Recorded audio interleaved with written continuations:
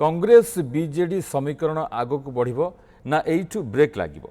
विरोधी दल उपनेता प्रसन्न आचार्य कहते समय सबु कथार उत्तर देव किंतु गोटे निर्वाचन राजनीतिर सबकिछि नुहे। गोटे राज्यसभा निर्वाचन राज्यर भविष्यत राजनीतिर भविष्यत निर्णय करबनी। समय सबु कथार उत्तर देव। सेपटे वरिष्ठ कांग्रेस नेता निरंजन पट्टनायक कहते सबु दल रे सुविधा अनुसार समीकरण हुए। एबे आवश्यक अनुसार बीजेडी कांग्रेस समीकरण होइछि। राजनैतिक आवश्यकता दृष्टि बीजेडी कांग्रेस एक होइछन्ति। कांग्रेस बीजेडी प्रार्थी जितबार संभावना अधिक अच्छी। सेपटे बीजेपी वरिष्ठ नेता तथा मंत्री गोकुलानंद मल्लिक कहते राजनीति एक गहन विषय। दिलीप रायंकर सबु दल सहित बहुत भल संपर्क रही। दिलीप राय जड़े जनाशुना व्यक्तित्व राजनैतिक अभिज्ञता रही।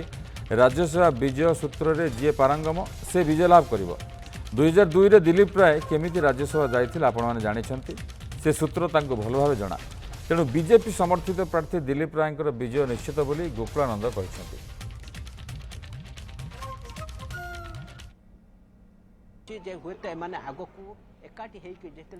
बीजेपी को समर्थन करिछि अश्विनी वैष्णव को मध्य राज्यसभा को पठाई गोटे राज्यसभा निर्वाचन कौन ये राज्यर भविष्य एवं राजनीतिर भविष्य को निर्धारण करिवो। अनेक निर्वाचन होछि एवं मान्यवर आम नेता काली यथार्थ कहते जे सब ही सब कथार उत्तर दब। प्रथम थर पर नवीन पट्टनायक कहते ये कथा सिकुलार कथा उठे गोटे कौन कहीकि तो पुणे पुणे आगुरी सिकुलार नथिले ना सिकुलार होती। सिकुलार ही आदर्श बर्तमान कांग्रेस तो सिकुलार ही विश्वास करे। बीजेपी स्ट्रेंथ बढ़ी तेणु तांकर राजनैतिक आवश्यकता दृष्टि आमर भी राजनैतिक आवश्यकता दृष्टि बीजेडी कांग्रेस एक ना राजनीति हूँ गहन कथा से जो सूत्र गणित सूत्र रे जी